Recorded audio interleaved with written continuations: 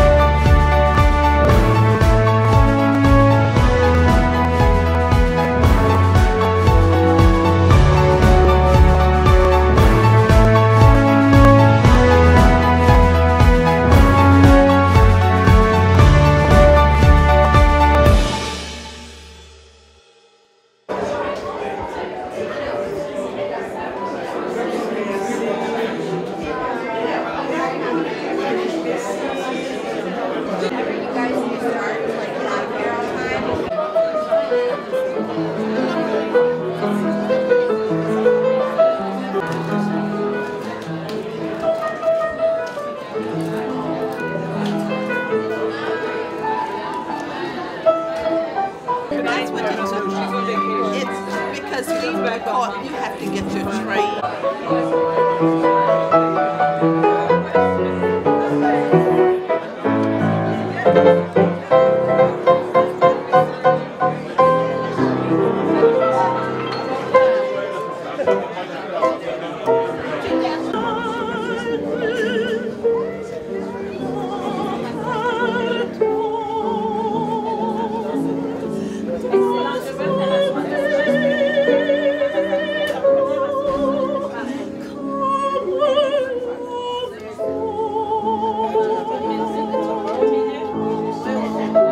Le Gabon, que j'ai l'honneur et le privilège de représenter aux États-Unis d'Amérique, à Haïti et au Mexique, est plus qu'honoré d'accueillir ce soir la cérémonie d'ouverture du mois de la francophonie, notre grande famille.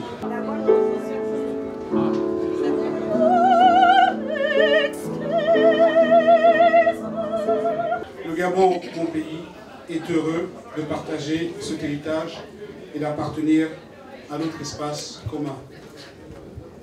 Encore une fois, merci d'être avec nous. Mon épouse Brigitte et moi sommes privilégiés et honorés de vous accueillir ce soir.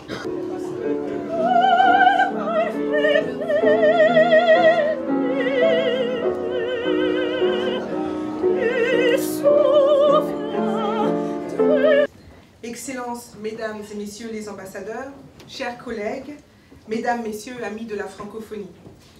Avant tout, permettez-moi de vous saluer selon la tradition de mon pays. Je vous dirai honneur, vous me répondrez respect. Honneur. Honneur et respect. Voici bien le bel esprit de solidarité entre les peuples qui sous-tend le festival culturel de la francophonie de Washington DC, cette année à sa 13e édition. Je me permets de remettre à M. Bernard Guénen, de l'ambassade de Belgique et président du festival 2012, ce diplôme exprimant notre reconnaissance et appréciation pour sa contribution continue et assidue à l'organisation du festival. Bravo.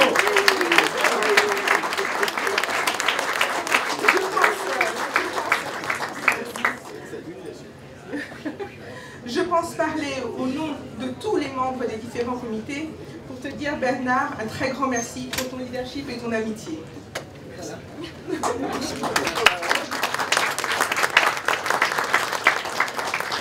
Tellement les candidatures reçues étaient valables et étaient les unes aussi méritantes que les autres. Mais il fallait quand même choisir. Et nous voulons dire nos sincères félicitations à ceux qui ont été retenus finalement pour chacun des 3 prix. Alors, pour le prix de la langue française et des cultures françaises, des cultures francophones je veux dire,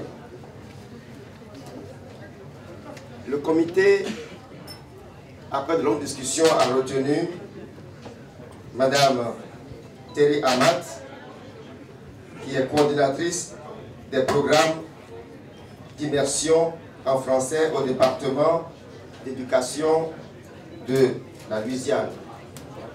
Je vous prierai d'applaudir Madame Arnaud.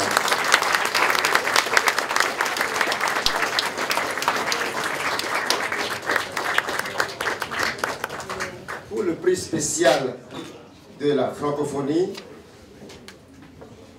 c'est Madame Maria de Barros, artiste chanteuse originaire du Cap-Vert, grande contributrice au succès de l'édition 2012 du Festival de la francophonie.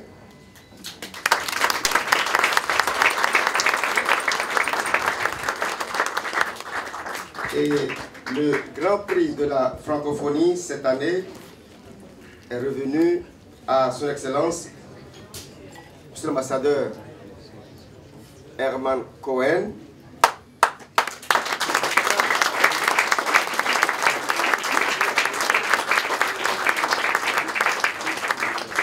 aux États-Unis.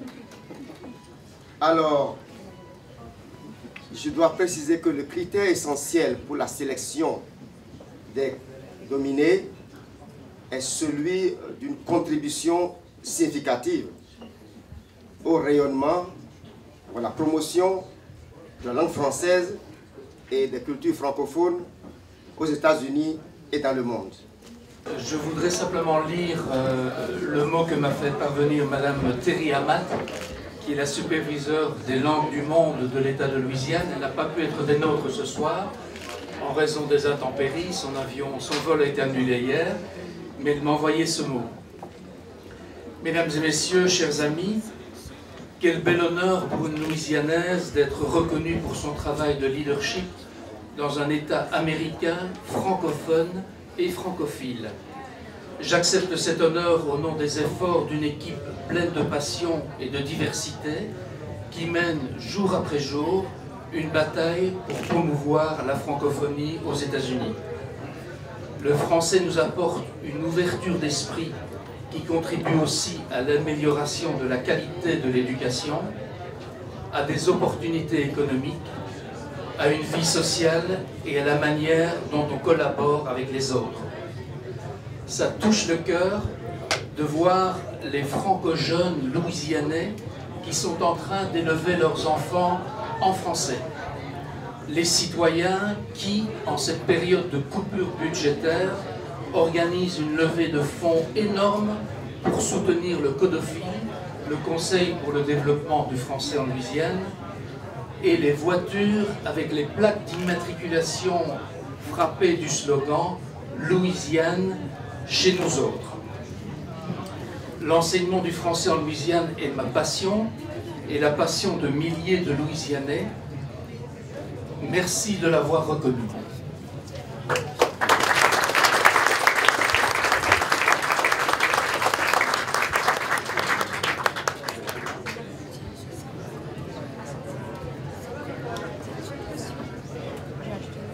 Que cette année 2013, la francophonie a mis l'année et la célébration du mois de mars sous l'égide de la femme, sous l'égide de celles qui ont toujours apporté un léger mieux à l'humanité.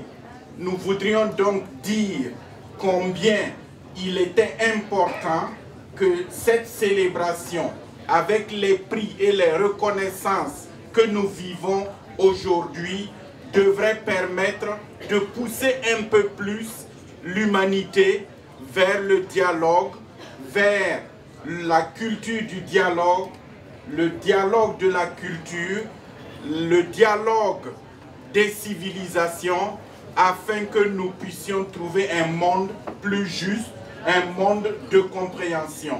Encore une fois, Monsieur l'ambassadeur, Messieurs les ambassadeurs, Mesdames les ambassadrices, Mesdames et Messieurs, je ne peux que vous souhaiter une bonne fête de la francophonie. Nous allons essayer de faire la même chose que vous à New York. Je suis sûr que nous ne ferons pas mieux parce que nous allons nous inspirer de votre belle expérience ici. Encore une fois, merci, merci beaucoup.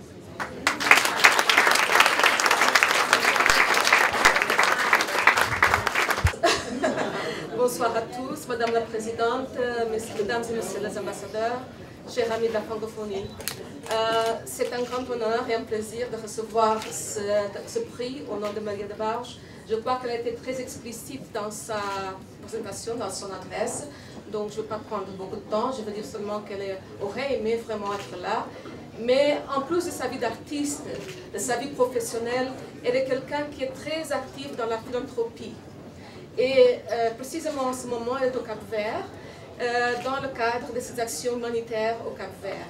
Elle a voulu faire en sorte qu'elle puisse reménager son calendrier pour être là, mais malheureusement, ça n'a pas été possible. Donc, je voudrais, au nom de notre ambassade, saluer le comité et les remercier de ce prix, et aussi saisir cette occasion pour saluer chaleureusement et féliciter tous les autres lauréats. Merci.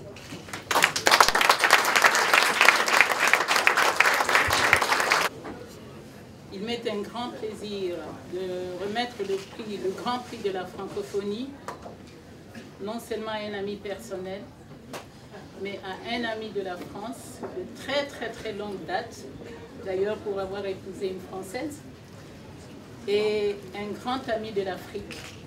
En fait, nous en Afrique, on aime bien l'appeler Monsieur Afrique.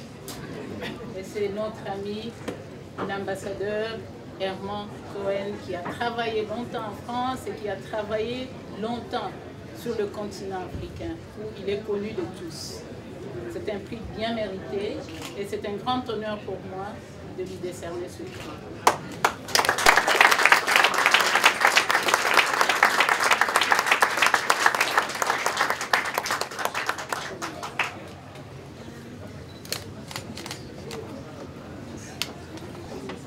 Madame l'ambassadeur, Excellences, Mesdames et Messieurs, je voudrais tout d'abord remercier les ambassadeurs des pays francophones pour m'avoir accordé ce grand honneur.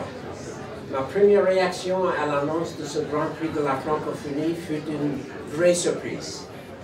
Mais après réflexion, j'ai mentalement passé en revue ma carrière dans la diplomatie et j'ai réalisé que j'avais effectivement consacré une grande partie de mon travail dans le monde francophone, soit en France, soit en Afrique, et même pendant mes séjours à Washington.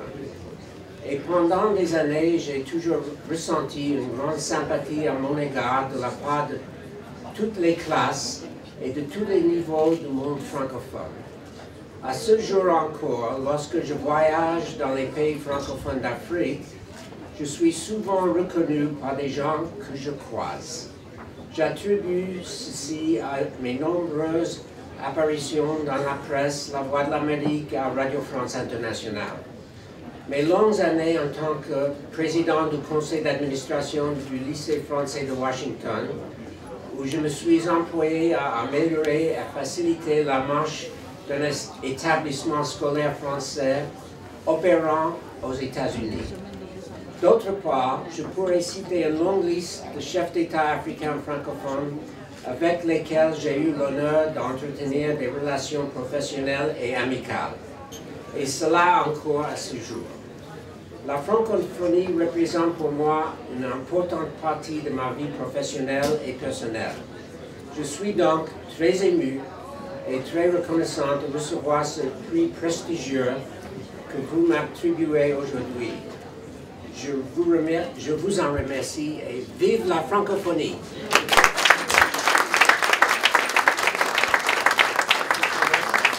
Aujourd'hui, pouvez peut-être en quelques mots nous dire vos impressions par rapport à la francophonie ici à Washington. Je crois que la francophonie est une grande force aux États-Unis, surtout avec la Louisiane. Je crois que malgré toutes les difficultés politiques entre nous, entre la France et les pays francophones d'Afrique et les États-Unis, il y a un grand lien de solidarité. Absolument, absolument. Au-delà de la personne, c'est vraiment un ami de l'Afrique, comme on a eu à le souligner ce soir. C'est un plaisir de vous voir recevoir ce prix. Et qu'est-ce que vous pensez de l'avenir de la francophonie ici aux États-Unis? Ça va être beaucoup plus fort que jamais. Comme la madame a dit, il y a beaucoup d'étudiants qui étudient la langue.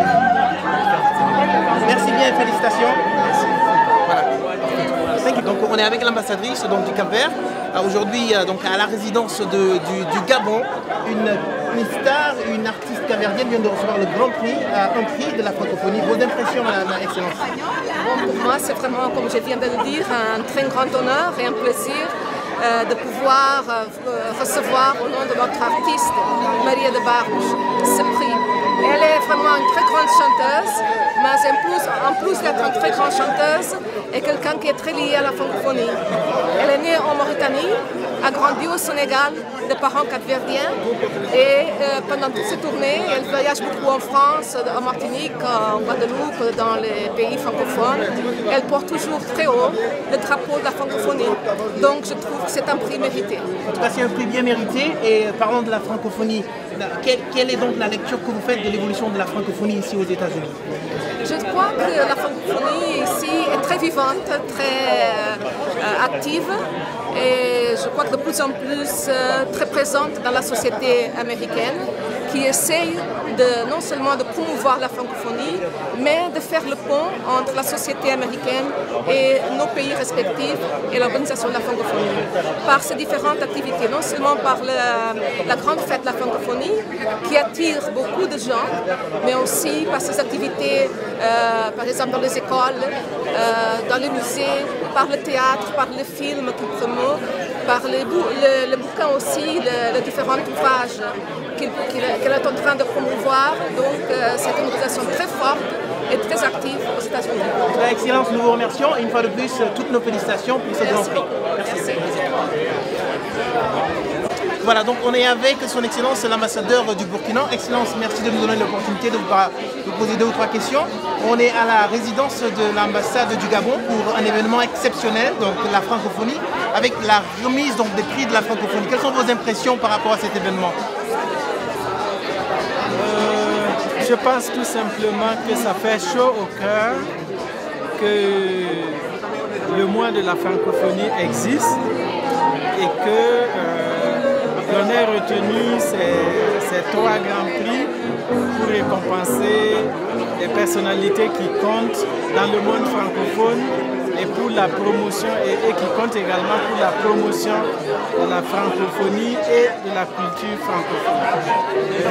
C'est avec beaucoup de plaisir que nous avons assisté à cette cérémonie qui a récompensé 2 Américains et une Capverdienne.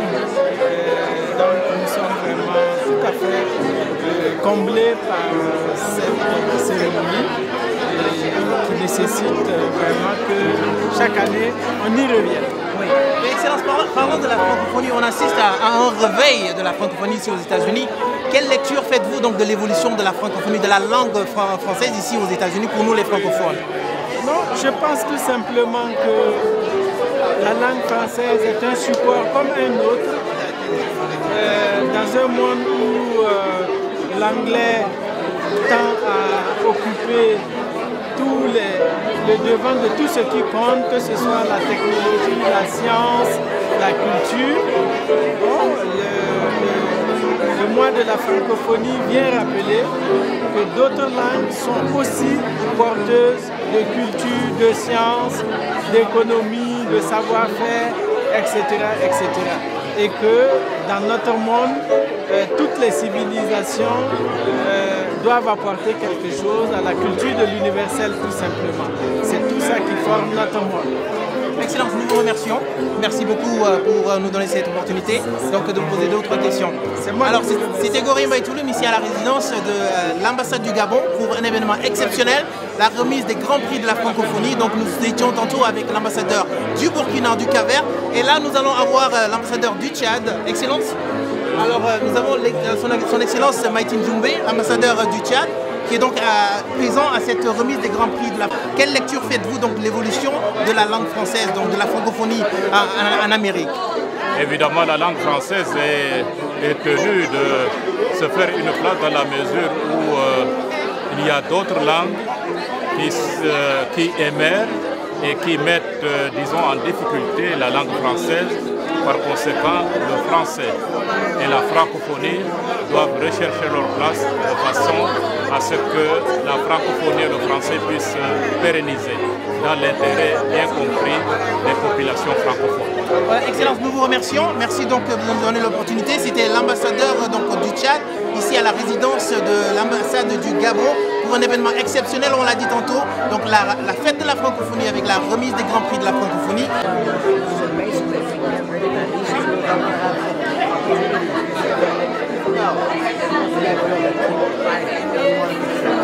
Juste vos impressions par rapport à l'événement. Vous présidez le groupe de la francophonie, donc on voulait juste avoir vos impressions par rapport à la remise des grands prix de la francophonie aujourd'hui.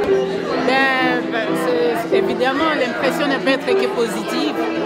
C'est la continuation d'une tradition que nous avons commencée ici à Washington depuis quelques années maintenant. Et c'est franchement une opportunité pour nous de reconnaître le travail de certaines personnes et de certaines personnalités sur la promotion de la culture et de la langue française ici aux États-Unis et partout ailleurs d'ailleurs. Et les lauréats d'aujourd'hui, comme vous avez pu l'entendre, ils ont beaucoup travaillé pour promouvoir la culture francophone, pour promouvoir la francophonie, et nous ne pouvons être que très heureux d'avoir décerné ces prix. Absolument. Et la diversité dans le choix même des lauréats dit long sur l'importance de la francophonie. Quelle lecture de la langue française ici aux États-Unis pour nous les francophones? Quel est l'avenir de la francophonie aux États-Unis avec cette domination de l'anglais? Mais vous savez, nous avons encore beaucoup de travail à faire. Et c'est pour cela que nous devons continuer avec ce genre de festival. Moi, je suis ancienne professeure de français et de littérature francophone ici aux États-Unis. Et on peut voir qu'il y a eu une baisse dans le recrutement des étudiants pour le programme en français. Nous avons été à quelque sorte supplantés par l'espagnol. Et évidemment, vu la proximité entre les États-Unis et l'Amérique centrale et l'Amérique latine, bon, évidemment, il y a aussi le chinois qui prend de plus en plus de l'ampleur, l'arabe qui prend de plus en plus de l'ampleur. Donc, nous devons travailler encore beaucoup plus dur pour pouvoir attirer les jeunes gens, les jeunes étudiants, à partir même de l'école secondaire, pourquoi pas l'école primaire, pour qu'ils puissent suivre des cours de français et les intéresser à la culture francophone. Absolument. Et aussi, ce qui est très important aussi, et ça c'est une tendance qui commence à se manifester de plus en plus, c'est que de plus en plus au niveau des écoles secondaires et même universitaires, il y a de plus en plus de programmes d'échange entre les États-Unis et l'Afrique. Maintenant, c'est vers l'Afrique que vont beaucoup d'étudiants, surtout vers l'Afrique francophone. Donc tout ça, ça nous donne beaucoup de travail pour qu'on continue à pousser et donner un élan, davantage un élan pour la francophonie. Absolument. Et vous avez touché du doigt quelque chose d'essentiel. Vous avez parlé d'apprentissage à la base, au niveau des études, des écoles, au niveau des universités. Mais ce que nous entendons le plus souvent ici dans la communauté francophone, par exemple des diplomates, c'est que les enfants des diplomates ne vont pas à l'école française parce que c'est simplement trop cher. Alors qu'est-ce que le groupe francophone est en train de mettre en place pour pouvoir quand même faciliter l'accès à cette éducation qui préserve la langue française ici dans un contexte vraiment très très dur où il y a la dominance de la langue anglaise? En fait, c'est une question que nous avons débattue au niveau du groupe. Évidemment, les ressources sont limitées au niveau des ambassades ici, mais c'est une question qui a été posée au niveau même du secrétariat général de la francophonie. Donc il faudra que nous soyons beaucoup plus créatifs et voir comment nous pouvons rassembler des fonds pour pouvoir donner des bourses aux enfants afin qu'ils puissent étudier le français et la culture. En tout cas, Excellence, nous vous remercions. Toutes nos félicitations pour une soirée vraiment réussie. Alors, c'est un honneur de voir vraiment que l'Afrique, la francophonie, que tout ce groupe est dynamisé ce soir et les gens sont repartis motivés. Alors, nous vous souhaitons vraiment un bon succès à la tête de cette organisation que vous dirigez. Alors, nous vous remercions, madame. Merci beaucoup et j'en profite pour inviter tout le monde à notre prochain festival de la francophonie à Washington, D.C. Alors c'est clair, le rendez-vous est donné donc pour le prochain festival de la francophonie à Washington, D.C. Vous serez nombreux à venir supporter la francophonie, c'est un élément important pour nous. De la francophonie. Voilà, parfait. Voilà, c'est bon? Bon, ouais. Voilà, donc on est toujours à la résidence de l'ambassade du Gabon pour un événement exceptionnel. On a l'honneur, le plaisir d'avoir M. Philippe Saodago, qui est l'ambassadeur au niveau de la francophonie à New York. Excellence, vos impressions à chaud, vous avez assisté donc à la remise des Grands Prix de la francophonie ici à Washington. Quelles sont vos impressions? Je dois d'abord dire que nous avons envie de voir cette fête continuer encore plusieurs décennies. Vous savez, les récipiendaires de ce soir sont des hautes personnalités et l'ambassadeur, le ministre Cohen, a dit tout à l'heure qu'il était ému parce que ses amis francophones sont ceux qu'il chérit le plus aujourd'hui au monde. D'ailleurs, son épouse est française. Je voudrais aussi dire que cette rencontre de tous les francophones du monde consolide une vision. La vision que le monde doit aller à la quête de l'excellence. Et que si nous pouvons partager nos joies, nos peines, nos valeurs, nos cultures, nos diversités à travers une langue comme le français, eh bien nous allons l'utiliser comme un instrument et on est ravis. Excellence, on parle beaucoup de l'émergence de l'anglais, mais aussi il y a ce qu'on appelle cette galvanisation autour de la francophonie et donc la redynamisation de la francophonie. Quelle lecture faites-vous de l'évolution de la langue française, donc de la francophonie ici, dans un environnement anglo-saxon? Eh bien, je dois d'abord dire que nous avons des écoles bilingues à New York où des anglophones, des Chinois, des Japonais envoient leurs enfants apprendre le français. C'est dire donc que le bilinguisme est une richesse, le multilinguisme également. Et il est démontré que quand un jeune apprend plusieurs langues dès le bas âge, il est mieux structuré.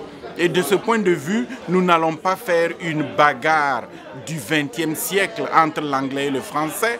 D'ailleurs, vous savez que la francophonie et le Commonwealth ont signé un protocole d'accord, d'entente et d'action commune.